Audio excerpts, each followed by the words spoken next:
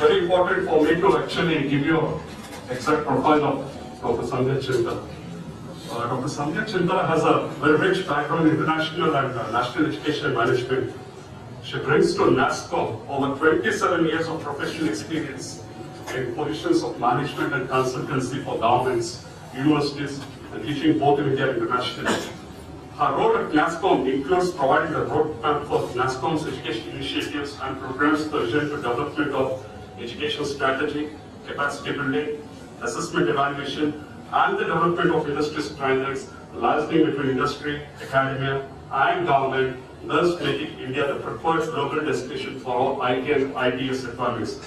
Prior to joining NASCOM, she was holding the office of the Director of various industry and academic organizations. So, ladies and gentlemen, once again, I request all of you to please give a round of applause. Good morning, ladies and gentlemen. Really happy to be here with you tonight. I was going to start off and say dignitaries on the dais, but not all the dignitaries are down here. And good morning to all of you all together. Before we start, I'd just like to have a show of hands so that I can actually make this talk to you very pertinent. I'm going to talk to you totally out of the box. It might come to you as a surprise, but a lot has happened in the industry and globally in the last 1 year. How many of you are students here? Awesome. I presume the rest are faculties and heads of departments and principals. So welcome to all of you. Yes. Let's have a dialogue. Many of you wouldn't have been here in the first industrial revolution. Anyone has an idea of what the first industrial revolution was about? No? The first industrial revolution was when the steam engine came into being. You had people using horse carts and being drawn on that. Then they all said, oh, we're going to lose our jobs because I'm not going to have, now the steam engine is going to come in here and none of us will have any jobs. But what happened was, with the steam engine, you moved and traveled further. Many more steam engines came in. You traveled with the trains and with the cars, and the automotive industry grew. So jobs just expanded. People thought they would lose jobs, but it expanded. Second industrial revolution, anyone? It was electricity. So people who were actually the bashalchis and those who have candles and lamps, they said, oh, all our industry will go. But with electricity, you worked all the time, you were awake more often, and a lot more exploded and jobs grew. The third industrial revolution was on computing, where laptops came in and the clerks said, oh, all my jobs, you don't need me anymore, I don't have to do the laborious work. And people thought with the computer, it would actually become very easy life. But now I work 20 hours a day instead of the usual 8 to 9 hours. So every time there was an industrial revolution, there was a disruption. And with the disruption was the fear, we will lose jobs. But then came, and then we learned about it, and the jobs just multiplied. But what was the difference is, every time you were ready for the disruption. It took 10 years, the first industrial revolution took around about 20, 30 years to peak. The second took around about another 50 years to peak. Third was about another 10 to 15 years. This industrial revolution will peak in 6 months. That is the problem. By the time you come out of a 4-year degree program or a 3-year program, you are outdated unless you know how to keep up with it. Technology has become a platform and an enabler. It doesn't matter whether you are going to basically be a part of a pharmaceutical group, a healthcare group, whether you're an agricultural group, whether you belong to the automotive industry, the electronics industry, manufacturing, gem jewelry, furniture making, whether it's just being a security concept part of it, retail, travel, media and entertainment, logistics, everywhere you have to scale, you'll have to have efficiencies, and that runs to technology. So what is the level of technology that you know? Is it something that you have to know like an engineer?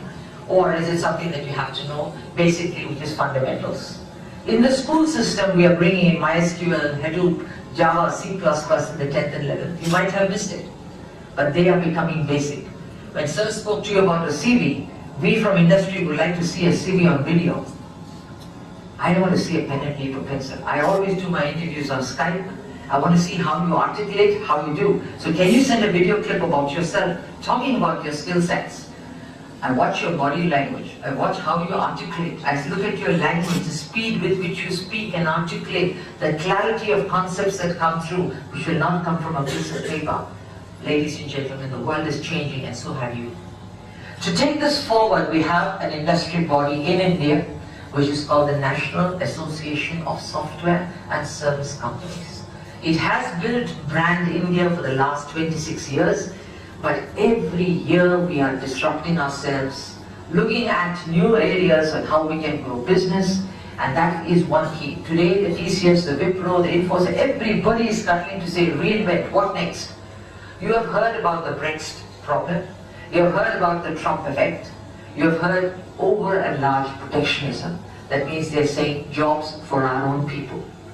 In India, which is the largest population with youngsters, you have to remember, you will also be the largest population with an older population 20 years down the line. So if India is to be a superpower by 2050, 2030 is one milestone, 2020 is the other. I would like to discuss with you what the 2020 is going to be for you. I'm going to throw open to you what the nature of workplaces, what are the nature of work itself, and what are the new jobs that are going to come about, and what are the new skill sets that you need to have. You will see I'm going to do a 360 round, and then the only reason is not for you to be worried or scared, but I'm saying constantly you will be learning. This institution will become a center where you don't come here once in your lifetime, but you will revisit it probably 13, 14 times in your lifetime. If I basically take on from what Sir has said and said, can there be an industry academia association? He's asking for more than really what he wants to chew, because I'm really going to offer it, and let's see what happens. So this association, what it does is today, we stand at about $160 million tall. We have about 2,700 members, and that is 96% of the business in this country for IT and IT-enabled services, and about 95% of the human resource. We contribute 9.5% to the GDP. This is a scorecard. I'm going to ask you, where is yours? Every time the industry hires or does, we have to show and perform. We cannot sit back and say, oh, this was my process yesterday. Today I have to change. I'm so sorry, I cannot change. Come and help me. There's nobody to help you. You have to do it, and you have to take the bull by the horns. You are looking to be an employee. I'm looking, can you be an employer? What stops you from thinking that you can actually lead businesses and entrepreneurship? 20 years ago, Infosys, TCS, Wipro, people who were there who started small, there were a group of 5 people who thought business, and today they lead the world. You need to have the gumption. The word we used was attitude. You need to say, yes, you can lead. What comes to help is the basic fundamentals and principles that you have learned in this college. The question is not how much you know, but what can you do to apply for you to actually make a product, a process, an application, something that somebody would like to buy. You have to be a person in the market. 1A, either you sell yourselves and your ability, and I'm going to use the word competency.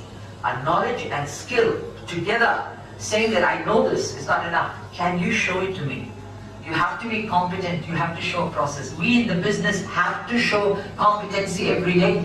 If you're not competent, you don't buy our product. We die out in the market. So every day we rethink what stops you from that process all over. So this group basically is a group of entrepreneurs who do policy advocacy, industry development, enabling employment. But you see what's moving on. They are now talking of an ecosystem, e-governance, e-commerce, smart cities, global trade. And now they moved into social development and education and skill development also. They have a data security council. They have a National Institute of Smart Governance. They're saying if anybody gets into the job, we need to do a background check and see whether he's really what he is. So all of it is a bundling. We have evolved, we have changed, and we are continuing to do so. I need you to think today on how you can change. In this country, we have about 16,000 and more companies. What is registered with this body of Chamber of Commerce is just 2,700 odd. Where are the rest? They're all there. You look at this very interesting table out there. I'd like you to know, because this is the industry where you are aspiring to join.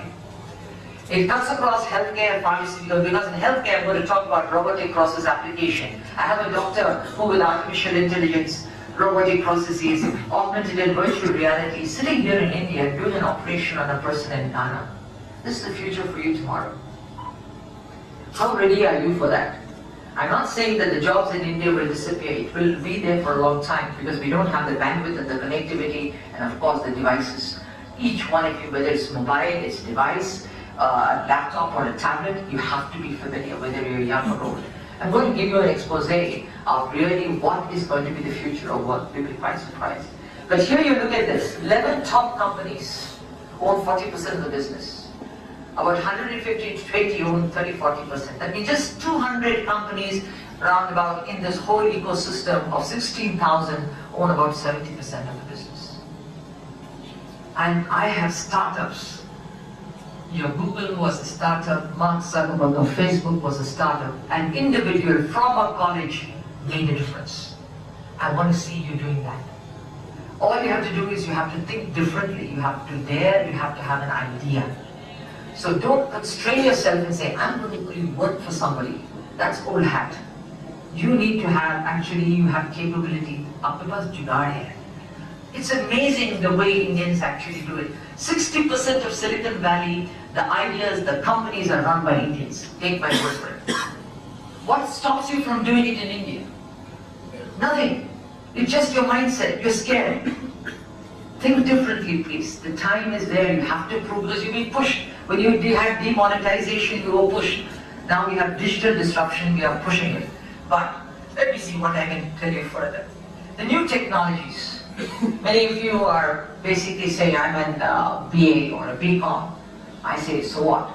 You need to know big data. You need to know analytics. You all are on Facebook, Twitter, LinkedIn, etc., right? I get 1 million bytes of Twitter bytes in a minute. 7 million on WhatsApp. It's unstructured data. Can you analyze the data? Can you put business intelligence into it? If you analyze it, you will say, hey, the markets are looking for this. Why can't I have a business? So whether you're commerce or whether you are in science, it doesn't matter anymore. It is the combination of it all that comes together. So the new researches that we say is Internet of Things. And of course we say now Internet of Everything. All of you have a cell phone, right? Many of you have wearable cell phones, yes? I'm now going to talk to you about cell phones that are embedded under your skin, or somebody wears it like a glove. I'm talking of my glasses. I actually came to your city, and when I did that, I said I couldn't read the signboards because it was in your language. But if I had my Google glasses, it would translate automatically. Whether you're in Vietnam or Korea or Japan, it will do so. Somebody speaks to me, I have a voice synthesizer that immediately tells me what I can do. I just patch it up under my wrist. People, things are changing. I have people who are, when I work with the Stanford University, somebody has lost an arm or a leg and had an accident. But now, within half an hour, after he's healed, of course, we're able to put a prosthesis which is made of iridium. But the iridium has got neural networks that are able to talk to the rest of the biological body, and he moves like he's normally doing. He's 3D printed that piece, and then basically the neural networks and artificial intelligence are working. Who did this? An artist, a science graduate, and an engineer. So if you think that innovation comes just from engineering, I'm sorry. The artist is the one who actually designs it. He thinks of the impossible. The science puts the maths and the information behind, the engineer develops the product. It is always teamwork. This is how businesses work. So the first skill set, though all of this is there, is teamwork. If you're not a teamwork, I don't care if you're an IIT grad or you're one of the grads in this space, it doesn't work. Faculty have to teach differently. Because what I'm looking is, I don't want you to learn math, physics, chemistry, or statistics as a subject, but I would say this is a problem. Use cases, case studies, and around that you learn it. Then you have, take a project in nanotechnology, take a project in big data. Around the project, if you learn the subject, you learn the application. That is competency. That's what we do in business. So you will need to actually gain up to that. So the latest ideas are social and mobile, huge business opportunities there, cloud computing, everything. Your life will be on the cloud, on your cell phone, and it will be up there. Artificial intelligence, 3D printing, virtual reality, robotic process application, blockchain. Now when you did this, the demonetization, you had people who are actually transferring money through your, credit cards. It's all a blockchain process. Today, if you read in the newspapers, it is said Russia has 3D printed a house. It's 3D printed a house in one day. Before you used to 3D print the windows and the doors and then you put it together. You don't have to assemble it. In Dubai, they're actually having a tower with 700 floors. Each floor rotates 360 degrees. Every part of it is basically built on artificial intelligence. Between the floors, you have actually windmills running, so you can actually have energy which provides it. It's all ideas. That's where the revolution is. It's an ideas. It's not on areas of known bytes of information and saying, this is the scenario. But in India, we are labor intensive. We are going to have a scenario where another 5 to 6 years, the old scenarios will last. But for us being the human resource for the rest of the world, where everything is automated, it's going to be a new concept. There used to be a mining industry where sometimes 20,000, 80,000, 1 lakh, 2 lakh people are employed in a mine. Today I run a mine which is automated with 4 people.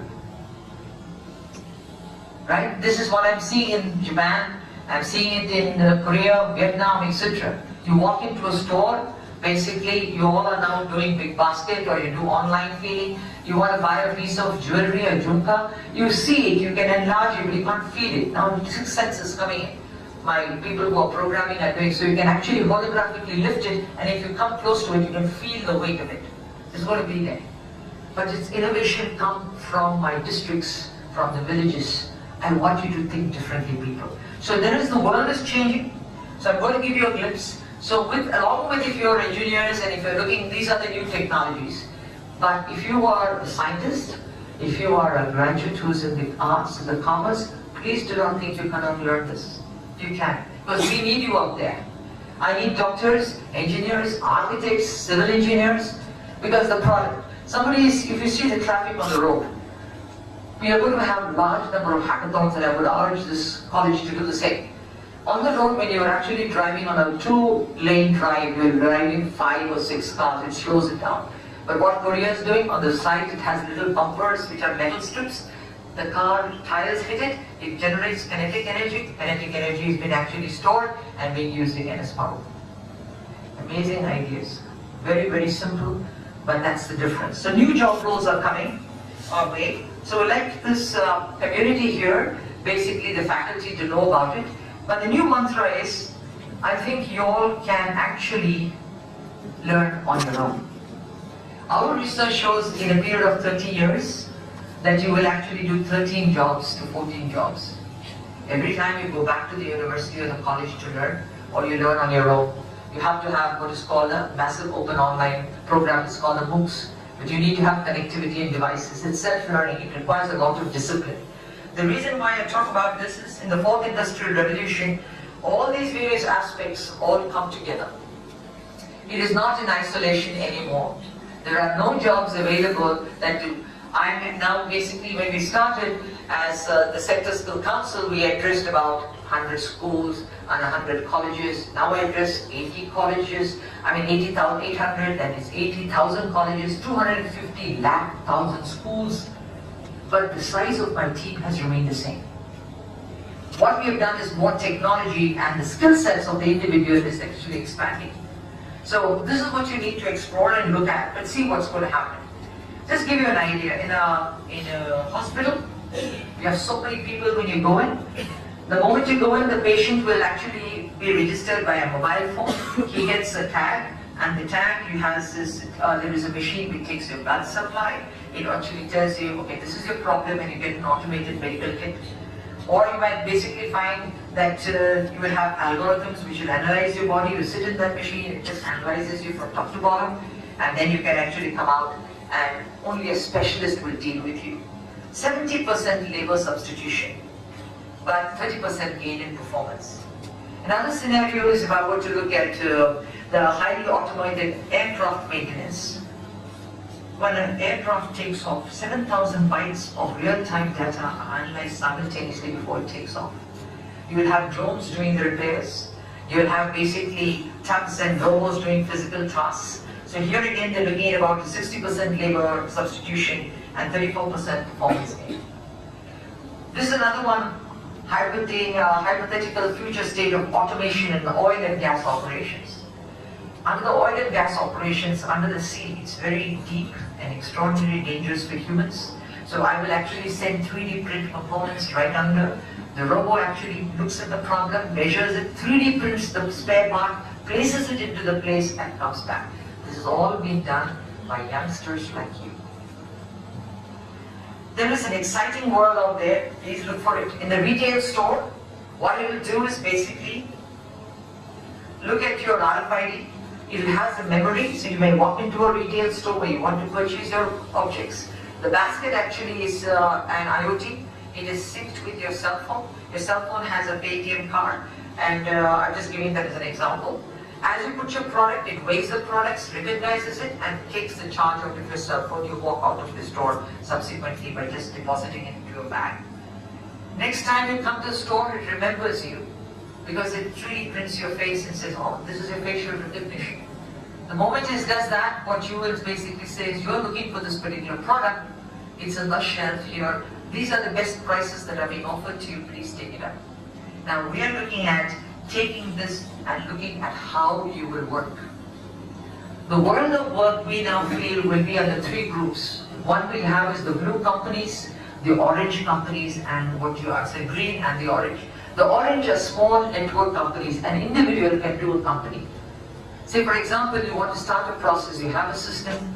All you want to do is you take space on the cloud. I have business process BPaaS, I have SaaS software as a service, I have an ERP process also available. You can totally run a product and a process, an individual using the cloud or a global system. How is the individual going to be employed? So we are thinking, looking at now Americas, which was 70% of our human resource requirement in the H1B or visa coming in, it must be in your minds. What's happening, we are looking at what is called a virtual ad hoc employee. That does not need a H1 or a B1 visa. You're sitting here in the city, but you are a data scientist. You put out your credentials and your degree and your certificate from a training provider community and from the Sector School Council saying you're a certified data scientist.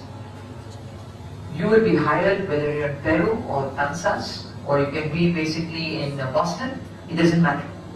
You work only 2 hours because they're giving you for the project. Another 3 hours you work for a company in Korea. Another 4 hours you work for a company in Canada, and you say that's enough.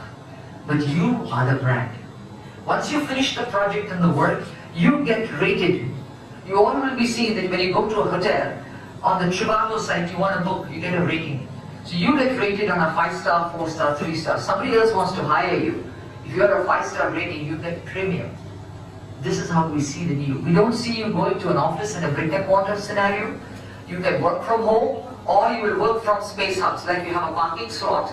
We think universities and centers of excellence will become spaces where everything is provided, from food, connectivity, bandwidth, software, hardware, everything is provided. And basically you actually rent out 2 seats or 5 seats. But you can do the work there or do it at home. Here is a new dichotomy. I don't care whether you're young or old.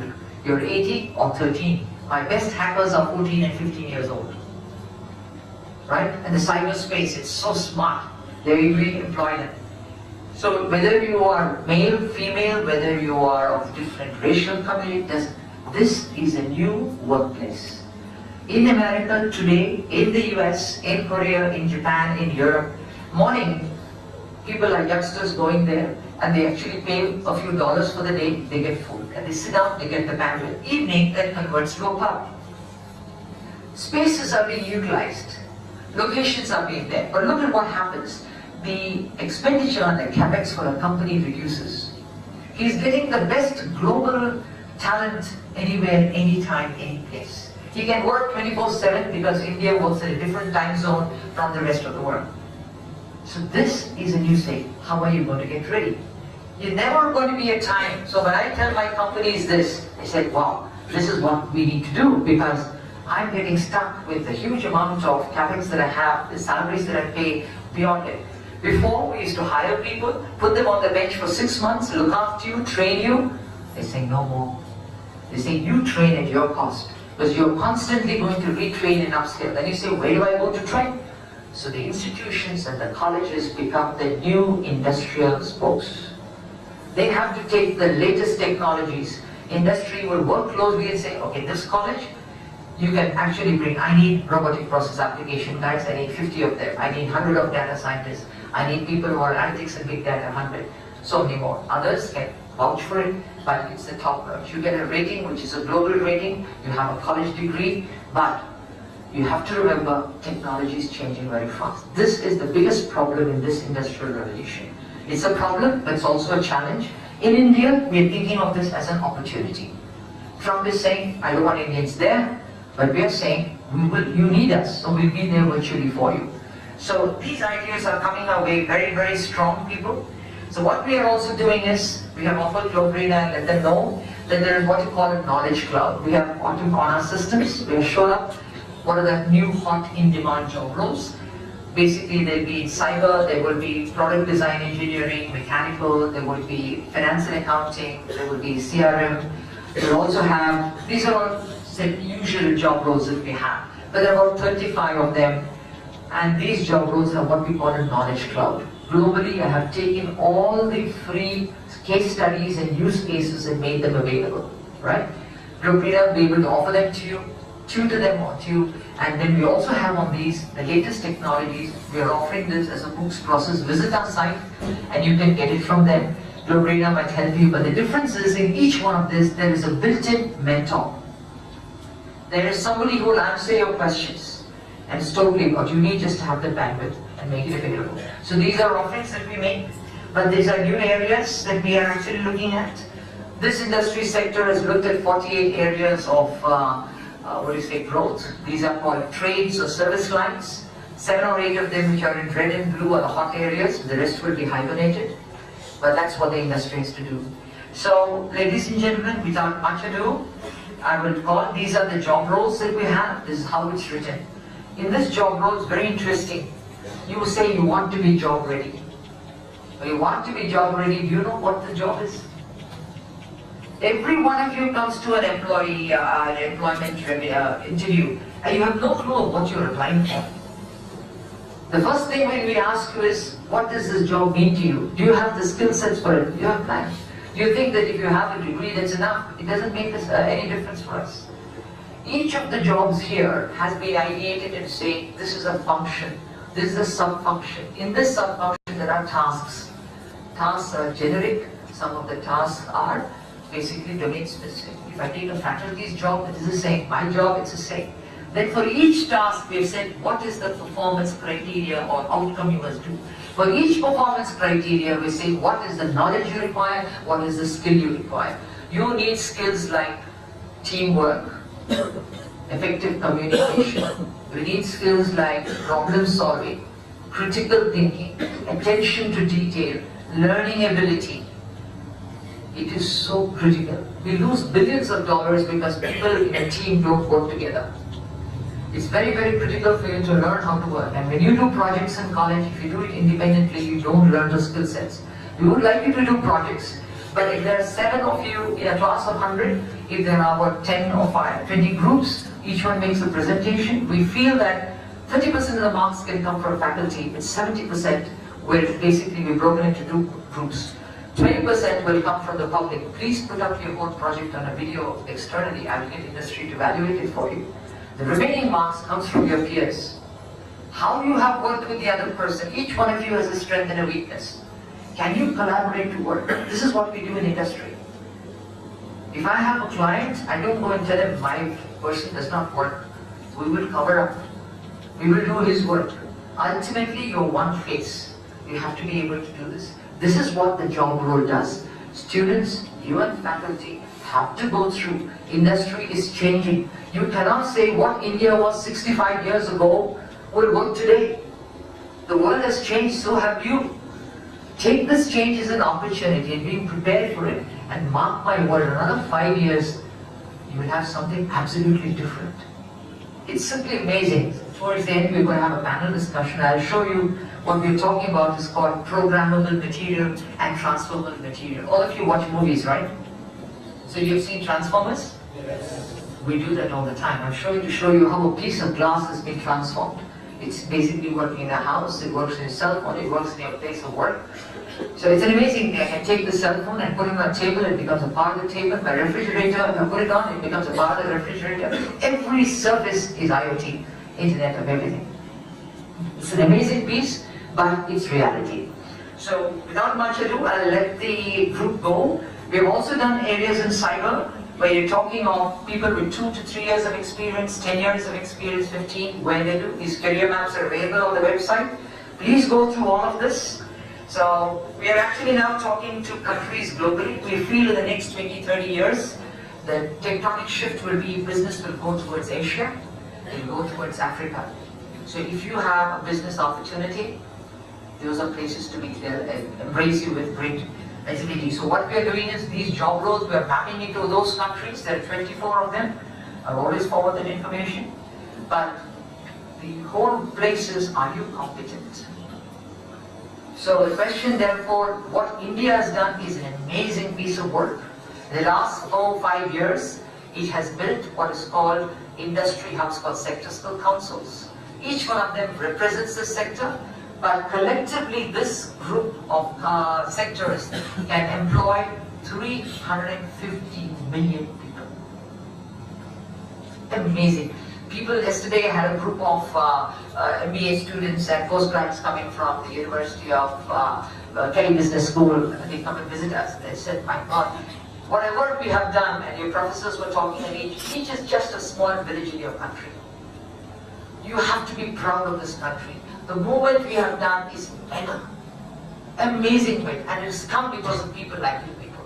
Be proud, but be aware that change is at your door. So let's work together. I have a small team that these information bites I will leave to your professors, and many of you can visit our websites. So I will not spend too much time. Thank you for this opportunity. You are doing a wonderful work. Good morning to all of you. Good morning. I hope your cup of tea refreshed you. We have a little bit of a dialogue here. To start off with, we did have opening remarks at the keynote talking about the various industry disruption scenarios and how we could actually bridge the gap. So without much further ado, what we'd like to do is go into a bit more detail with industry stalwarts, one who is in the supply side, who is actually training you to reach these remarks, and people who have already experienced it and have lived the talk. The thing is, theme that comes around is your employability or you creating employment is just limited with one thing, with an idea. The very critical question that you ask is, what do you want? Because in our corporate world, job satisfaction seems to be directly linked to efficiency of outcomes. If you're happy at your job, it reflects it. You're more efficient.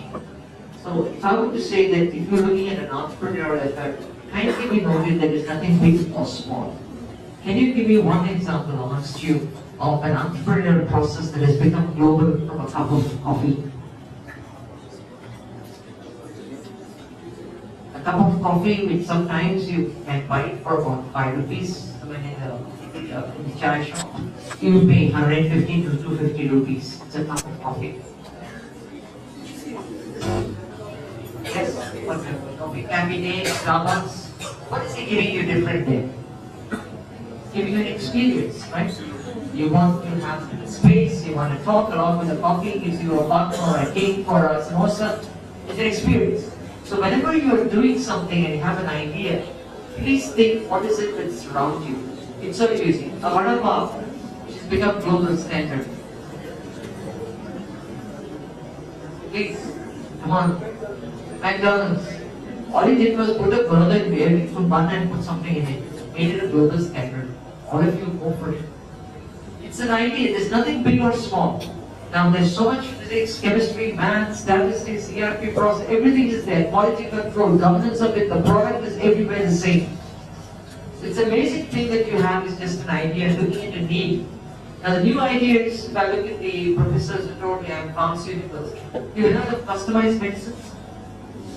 You have a headache, you take a tablet, whether you need the whole lot or not. You can customize it. So it's an amazing journey that all of you need to actually understand. We spoke of Uberization of cabs. Do you know Uber lunches? I have got companies here. I have got a group of there are ladies who are actually homemakers, who make lunches, and they make lunch for their family. I say make another 5 extra lunches and then provide it. So if I go to a company now, they don't give me catered food. They say, do you like home food? I said, definitely. So you have this where people are making business. You are only restricted by an idea. Please, your education has its limitations. It silos you into thoughts that this is your only possibility and opportunity. Think, the single question is asked of you is, what do you want to do? It's an amazing world out there. Employment is not unavailable. It's your idea and your lack of initiative that stops you from venturing out. It's a wonderful world out there full of opportunities that you need to take. We can't sign off and tell you everything that this is how you should go. Explore it. The world is yours, and I think what you have heard by the 2 speakers before you has been amazing.